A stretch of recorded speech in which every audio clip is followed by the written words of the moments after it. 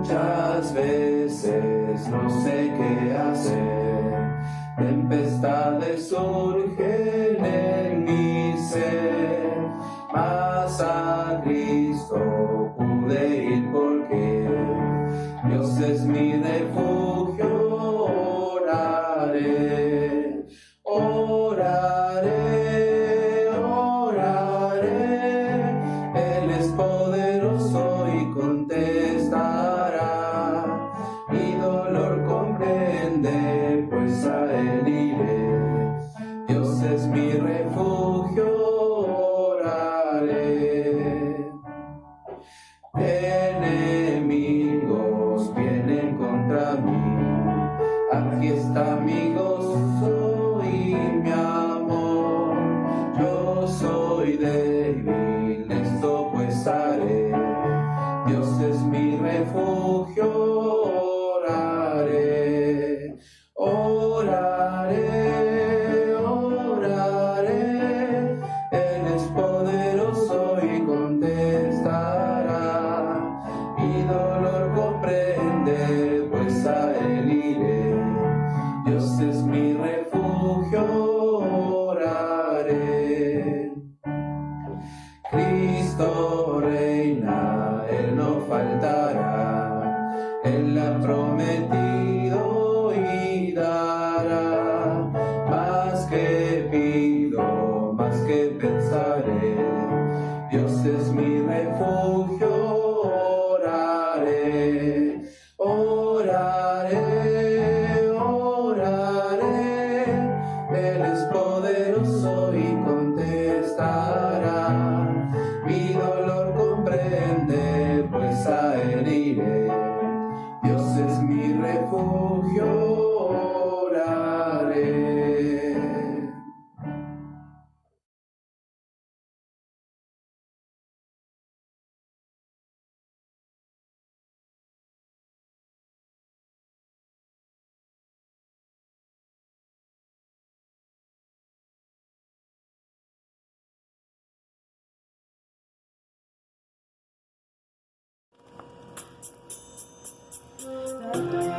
Decir la historia del celestial favor de Cristo y de su gloria, de Cristo y de su amor.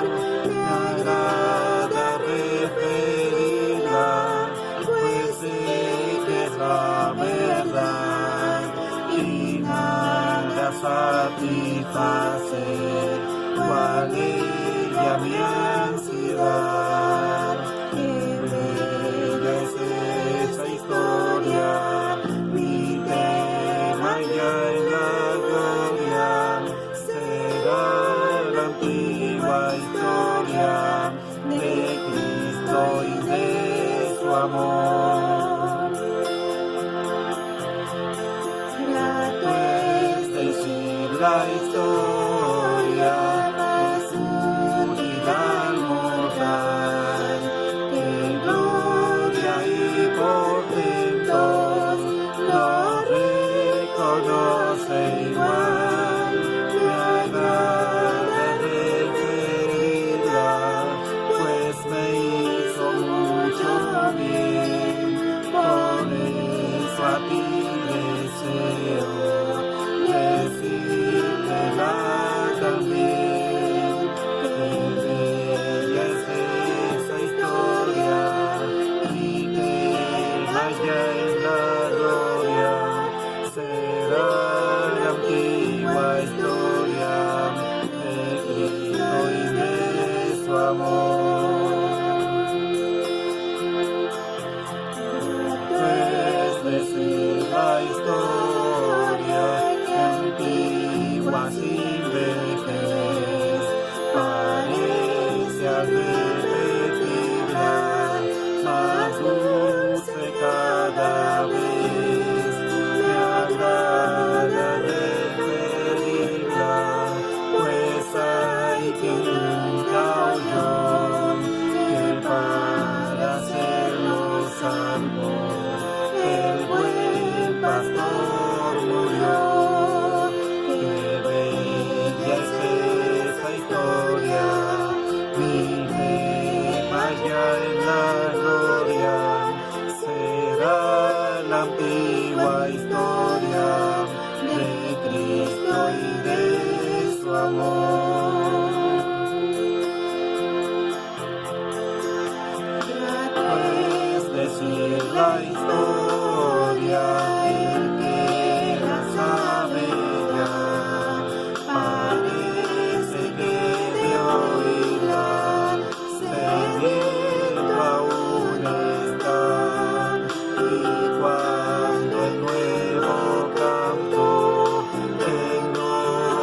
cambiaré, será la antigua historia de vida tanto amé.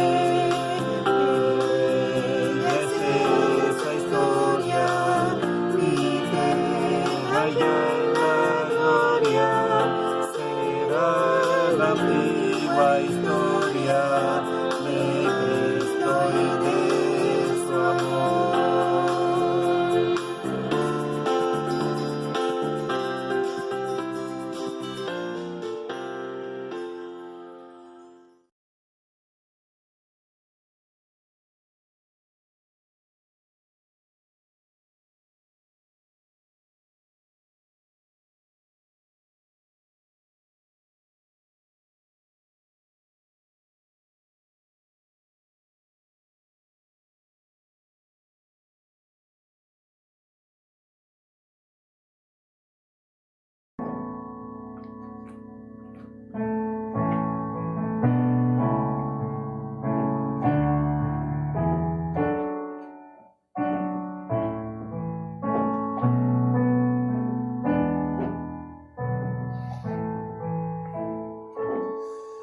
A ti, Dios mío, en oración, con mi cuidado terrenal, allégome en el corazón, te manifestaré mi paz. Oh, cuántas veces tuve en ti refugio de mi tentación, y cuántas cosas recibí de ti, Dios mío, en oración. A ti, Dios mío, en oración, confiando en tu fidelidad, elevaré mi petición, la voz de mi necesidad. Yo sé que escucharás allá, que me darás tu bendición, que fortaleza me vendrá de ti, Dios mío, en oración.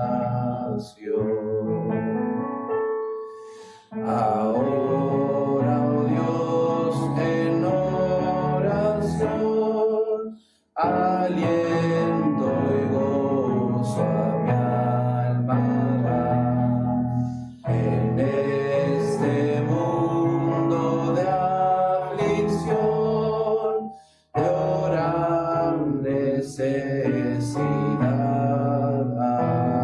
habrá. Mas desde el día en que yo esté contigo en suma perfección, mis oraciones cambiaré en una eterna adoración.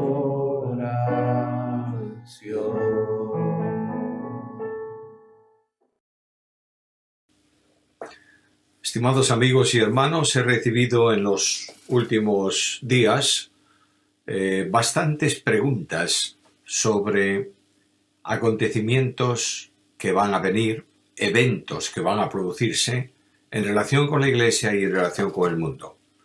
No hay duda que el problema que estamos viviendo en este entorno social de nuestros días con la pandemia mundial del coronavirus despierta ciertas inquietudes en muchas personas que desean conocer algo más acerca de los eventos futuros.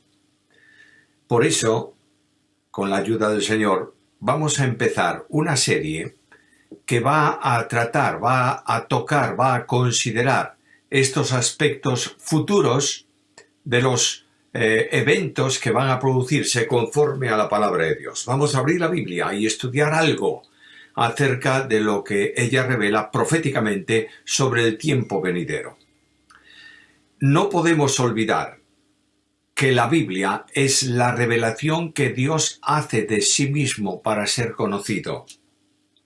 En la carta a los Hebreos, en la epístola a los Hebreos, en el capítulo 1, leo estas palabras, versículo 1, Dios, habiendo hablado muchas veces y de muchas maneras en otro tiempo a los padres por los profetas, en estos postreros días nos ha hablado por el Hijo a quien constituyó heredero de todo y por quien asimismo hizo el universo. Por tanto, Dios ha hablado. No ha guardado silencio nunca, porque el interés de Dios es que el hombre le conozca. Jesucristo dijo que la vida eterna consiste en conocer al Padre y al Hijo. Dice literalmente en Juan capítulo 17, la vida eterna es que te conozcan a ti, el único Dios verdadero, y a Jesucristo a quien tú has enviado. De manera que el Dios de la gracia, de la bondad, de la misericordia, se revela. Y lo hace primeramente de una forma sencilla, yo diría simple, pero muy eficaz, muy eficiente, muy activa, muy real, por medio de la naturaleza.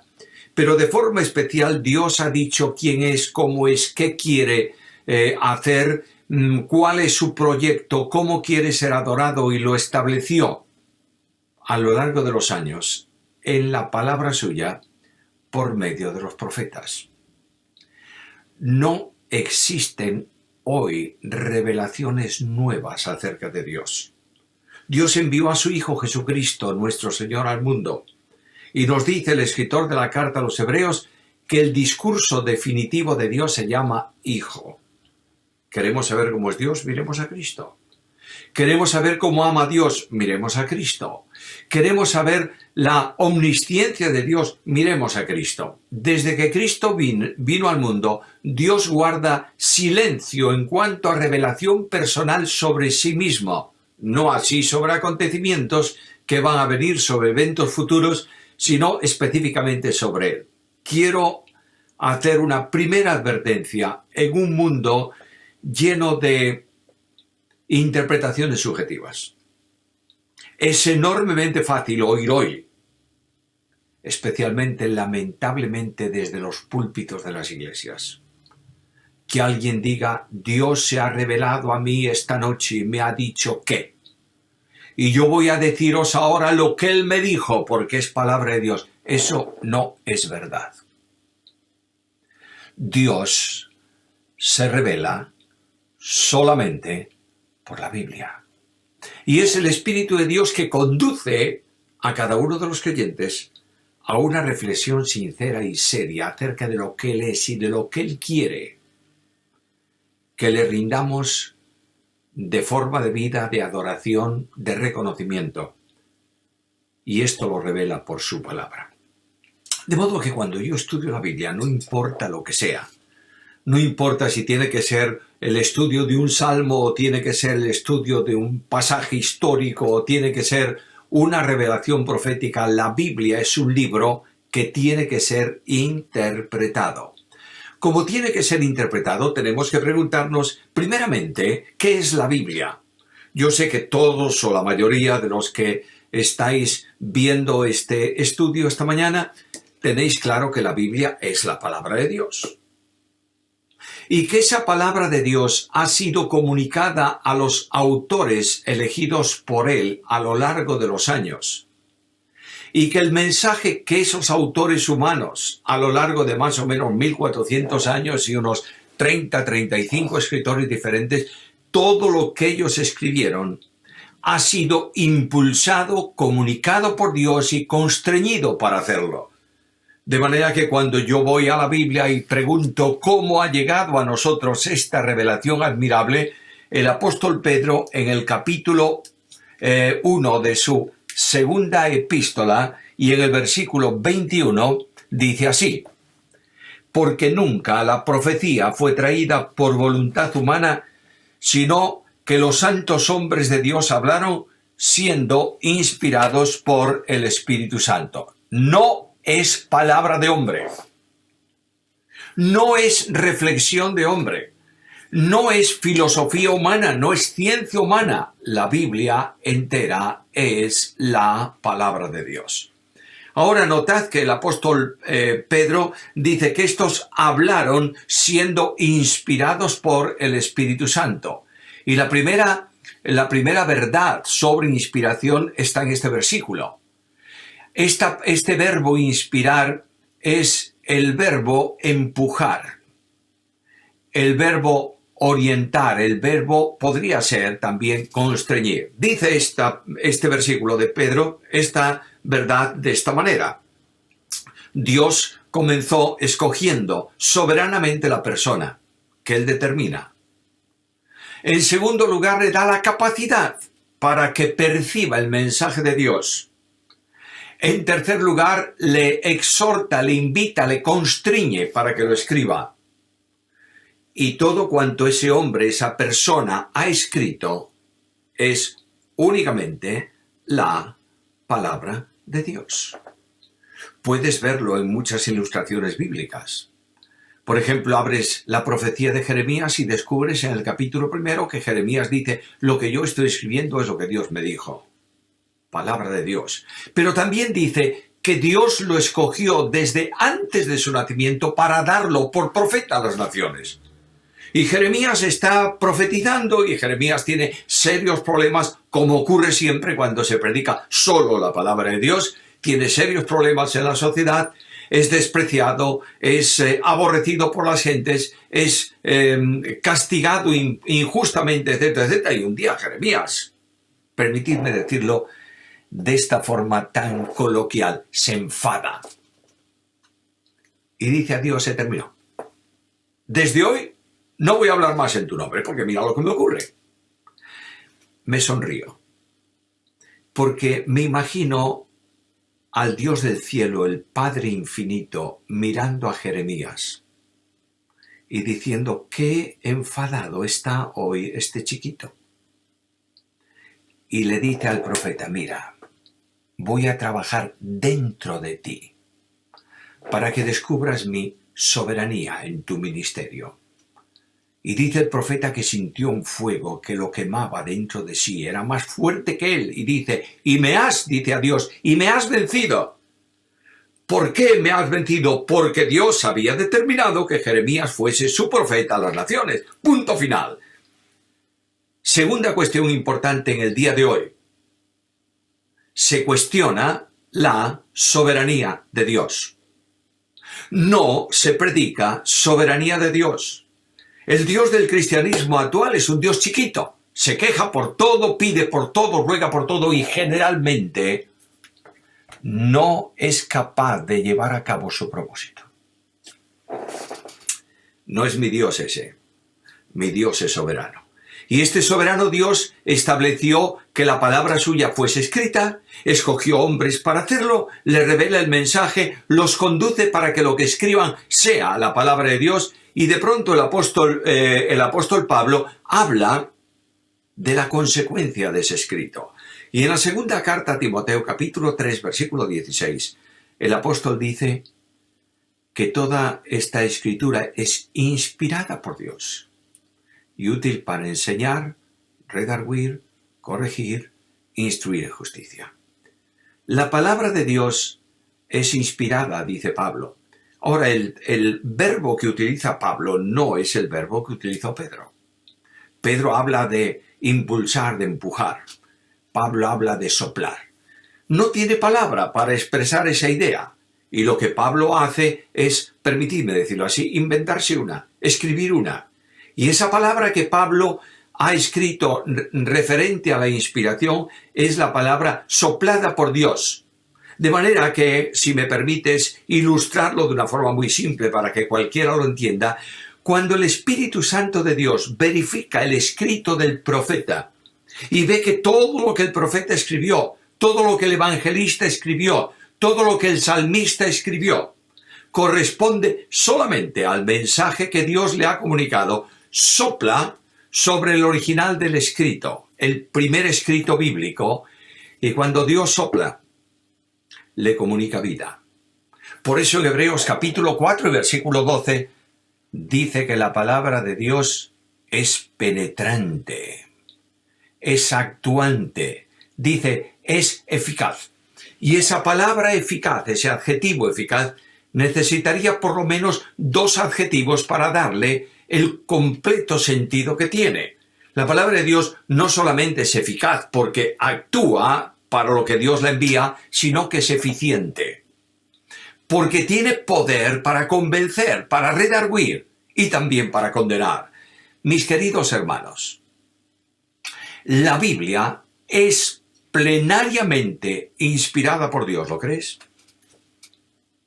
No solamente las ideas, como algunos por ahí dicen, no solamente ciertos conceptos, dejando al arbitrio del autor que escriba lo que le parezca mejor sobre otras cosas. Cristo dice que ni una jota, ni un tilde de la ley pasará. ¿Por qué? Porque es palabra de Dios. De modo que los signos más pequeños del escrito han sido soplados también por el Espíritu Santo, y toda la Escritura, sin distinción alguna, es palabra inspirada de Dios. ¿Crees esto? Permíteme llevarte a una reflexión. Si creyéramos que la Biblia es plenariamente inspirada, la leeríamos más, la estudiaríamos más, la amaríamos más, la predicaríamos más y, sobre todo, viviríamos más conforme a esa Biblia.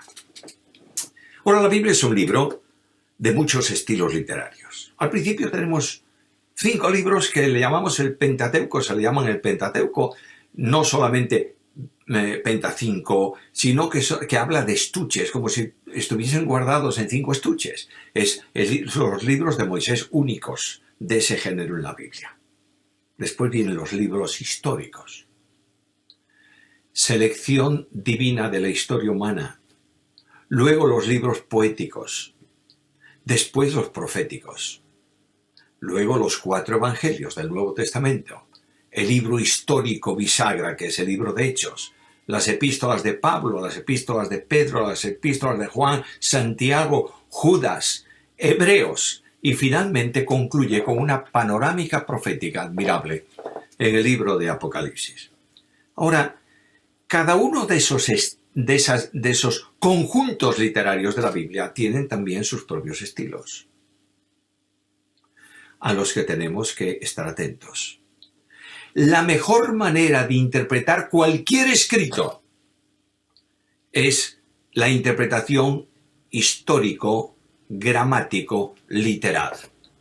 De manera que si yo escribo en un libro mío, escribo una frase cualquiera, algunos afirman que esto ha sucedido. Digo, por ejemplo, estas palabras. Se entiende que el que lo lea comprende que yo estoy refiriéndome y afirmando algo que ha ocurrido.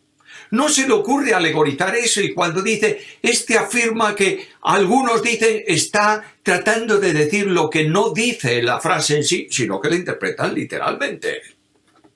De esta manera, tenemos que interpretar la Biblia. Hay un sistema interpretativo que algunos usan, que es el sistema alegórico.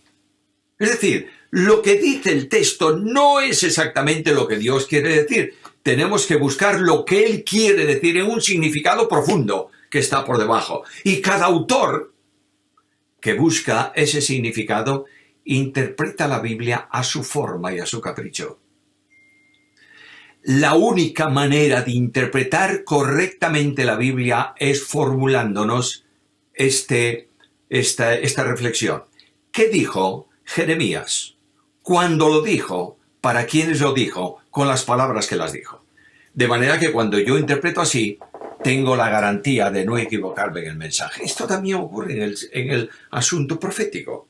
La profecía debe ser interpretada literalmente siempre y cuando no tenga alguna figura de lenguaje que no me lo permita interpretar así. Pongo un ejemplo, no de la profecía solo, sino de los salmos. Por ejemplo, el que habita al abrigo del Altísimo morará bajo la sombra del Omnipotente. Bueno, ¿qué es eso de abrigo del Altísimo? Una figura de lenguaje. El que vive amparado, cobijado por Dios, estará exento de cualquier tipo de dificultad porque está a su sombra. Me voy al Salmo 23 y leo aquel versículo: aunque ande en valle de sombra de muerte, ¿cómo puedo yo eliminar una sombra? Pues la forma de eliminar una sombra más eficaz es cuando otra sombra mayor cubre esa sombra y esta sombra desaparece. Por ejemplo, estás viendo un árbol en plena luz del día, bajo el sol, y proyecta sombra, y de pronto viene una nube y se pone por encima del árbol y desaparece la sombra del árbol, porque otra sombra mayor lo cubrió. De ahí que el Salmo dice que el que habita al abrigo del Altísimo morará bajo la sombra del Omnipotente. Figuras de lenguaje. También en profecía tenemos que estar atentos a las figuras del lenguaje. Hay pasajes de la profecía que describe ciertos movimientos de seres, por ejemplo, de ángeles caídos o de demonios, que los compara con animales, con escorpiones, con no sé cuántas cosas, y tenemos que entender ahí que Dios está utilizando una figura para enseñar una verdad. Ahora, la interpretación bíblica que vamos a seguir en este tiempo de examen de algunas profecías es la interpretación literal. Hay otra forma de interpretar la Biblia que se llama interpretación dogmática, que busca apoyar lo que hay que creer en textos bíblicos, no al revés. Es decir, la fe aceptable por el creyente no se origina en textos que se estudian, sino al revés. Presentamos una posible verdad de la fe y buscamos textos que la sustenten. No os olvidéis que cuando tú seleccionas un texto fuera de su contexto, lo conviertes en un pretexto. De ahí que hay algunos que hablen de que la salvación puede perderse buscando textos que nada tienen que ver con eso. Y diciendo que solo el que persevere hasta el fin será salvo, cuando tiene que ver con los creyentes en el tiempo de la persecución, en el tiempo de la tribulación, Israel en el tiempo de la tribulación, los salvos en el tiempo de la tribulación. Nada tiene que ver con la pérdida de salvación. Por tanto, vamos a centrarnos en la interpretación literal de la palabra de Dios. Ahora, cuando tú vas a la profecía bíblica, sobre todo la profecía, los eventos futuros, porque hay gran parte de la profecía que está cumplida, ya se ha cumplido. La historia la llevó a demostración práctica de que lo que Dios dijo se cumplió. Bueno, ya se ha cumplido, no tenemos problema. Pero cuando hablamos de acontecimientos, de eventos, mejor dicho, no tanto acontecimientos, eventos futuros, tenemos que tener muy en cuenta los sistemas interpretativos de las distintas escuelas interpretativas. Tenemos un sistema de interpretación que se llama el sistema amilenial, en donde ese sistema no cree que el milenio va a existir, que Cristo va a venir a reinar aquí a la tierra y que la resurrección es solamente una al final de los tiempos para justos que van a la gloria y para injustos que van a la perdición. No puede sustentarse ese método en gran parte de los pasajes que el Nuevo Testamento presenta para el futuro. Estos que piensan de esta manera utilizan una forma interpretativa que es ya cumplida, es decir, un cumplimiento hecho ya. Es una forma preterista. Lo que hay ahí no es para el futuro, se ha cumplido. Por ejemplo, cuando se habla de los eventos del capítulo 24 y 25 de Mateo, especialmente el 24, dice esto se cumplió todo cuando los romanos quemaron, derrotaron a los judíos y quemaron la ciudad y dispersaron al pueblo de Israel, etcétera, etcétera. No es así. No es así. Luego hay otro sistema que acepta que los acontecimientos van a producirse y se llama, habitualmente se conoce como interpretación dispensacional, se le llama el dispensacionalismo. Perdonadme que haga una reflexión. Todos los ismos y los istas son malos. Paternal, bueno. Paternalista, malo. Por tanto, el sistema no es dispensacionalista, es dispensacional. Es una hermenéutica, no una escuela teológica. Y con la hermenéutica dispensacional de que Dios se ha revelado y ha actuado a lo largo de los tiempos y tiene tiempos previstos para el futuro, podemos entender la profecía consecuentemente con la revelación de Dios. Dentro del sistema dispensacionalista hay un sistema llamado dispensacionalista histórico. Este sistema viene de la mano de algunas personas, como Scofield, por ejemplo, que llegan a hablar de distintos evangelios, evangelio de la gracia, evangelio del reino, evangelio del futuro, de la tribulación. Vienen a decirnos también que los capítulos del Sermón de la Montaña no son para la Iglesia, son para Israel, porque es la ética del reino. La pregunta que formulo inmediatamente que se me dice esto es esta: ¿cómo se entrará al reino milenial de Jesucristo? Nicodemo preguntó a Jesús y Jesús se lo dijo. Si no nacieres de nuevo, ni verás ni entrarás al reino. Y Pablo me dice que espiritualmente me ha liberado del poder de las tinieblas y me ha trasladado ¿a dónde? Al reino. Luego, si la ética del reino es lo que Cristo describe en esos capítulos, y yo estoy en el reino, en el tiempo actual, en el momento actual, esos capítulos son para mí. Y la enseñanza de ellos es una enseñanza para mi vida. Algo más. Las distinciones entre Israel e Iglesia son evidentes y necesario tenerlas en cuenta. Dios ha prometido a Israel promesas de tierra, bendiciones temporales que no ha podido cumplir o no ha cumplido. No se ha dado el cumplimiento de ellas. ¿Se van a cumplir? Por supuesto. Dios lo ha determinado y durante el reino de Jesucristo esas promesas dadas a Israel, al Israel salvo, van a cumplirse. Pero los hombres no se han salvado de distinta manera a lo largo de la historia. El primer hombre que fue salvo en la tierra después del pecado fue salvo por gracia mediante la fe. Los hombres que se salvan hoy se salvan solo por gracia mediante la fe. Y los hombres que se salvarán, el último hombre que se salve antes de cielos nuevos y tierra nueva, será salvo por gracia mediante la fe. No hay distintos evangelios para apuntar a la salvación. El que cree es justificado, el que no cree es condenado. Por tanto, cuando alguien dice que el evangelio del reino es el evangelio que predicaba Juan, que el evangelio de Juan difiere del nuestro, yo pregunto, ¿cuál era el mensaje de Juan? Arrepentíos porque el reino de los cielos se ha acercado. ¿Solo eso? Ese es el primer punto.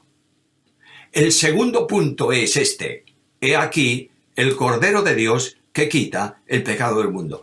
¿Es tu evangelio y el mío o no?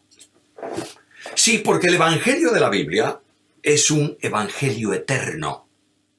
De la misma manera que el plan de salvación es eterno, que Dios lo realizó y programó antes de ninguna acción suya, antes de que nadie de la Trinidad se exteriorizase, Dios determinó solidariamente salvar al pecador.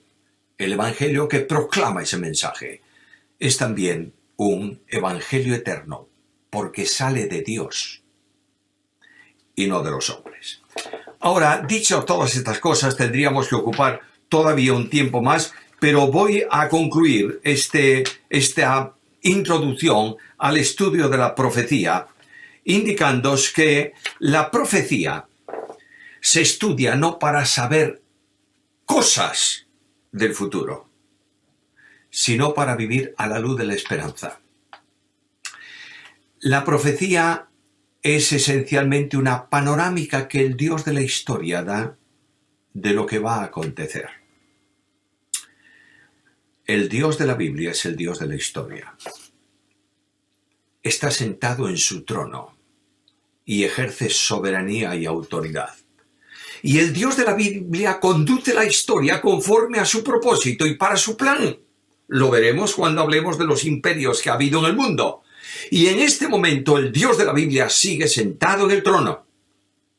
Y sigue determinando la historia. Y sigue orientándonos y dándonos una panorámica de lo que va a suceder. Pero no hay señales para cuando la Iglesia sea trasladada a la presencia de Dios. Las señales son para Israel y para las naciones, no para la Iglesia. Algunos están, perdonadme la expresión, dispensadme, palabras un poco enfáticas, algunos están locos buscando señales.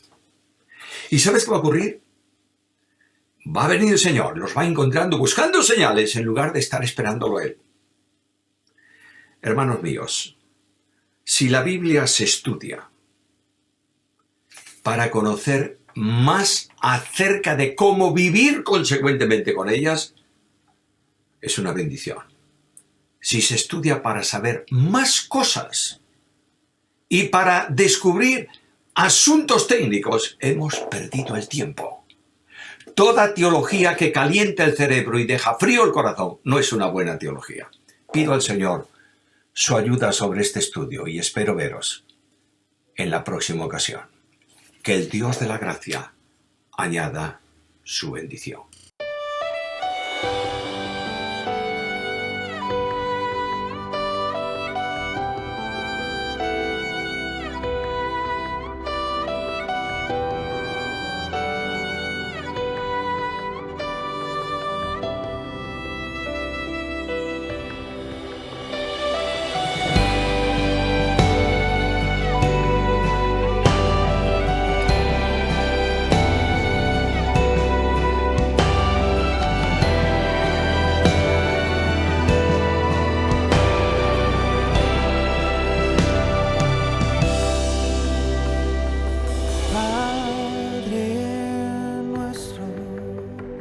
Tú que estás en los cielos, santificado sea tu nombre.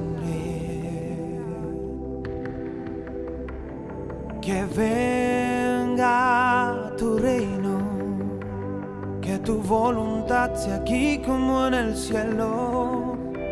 Y el pan nuestro dánoslo hoy, y perdona nuestras deudas como nosotros perdonamos a nuestros deudores, y no nos metas en tentación, mas líbranos del mal, porque tuyo es el reino, porque tuyo es el poder, porque es tuya la gloria, por todos los siglos, amén.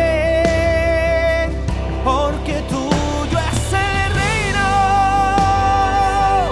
porque tuyo es el poder, porque es tuya la gloria, por todos los siglos, amén.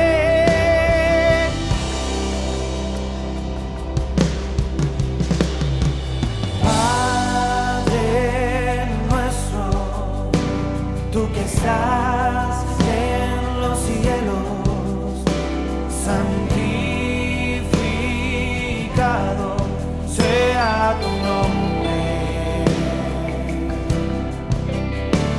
Que venga tu reino, que tu voluntad sea aquí como en el cielo.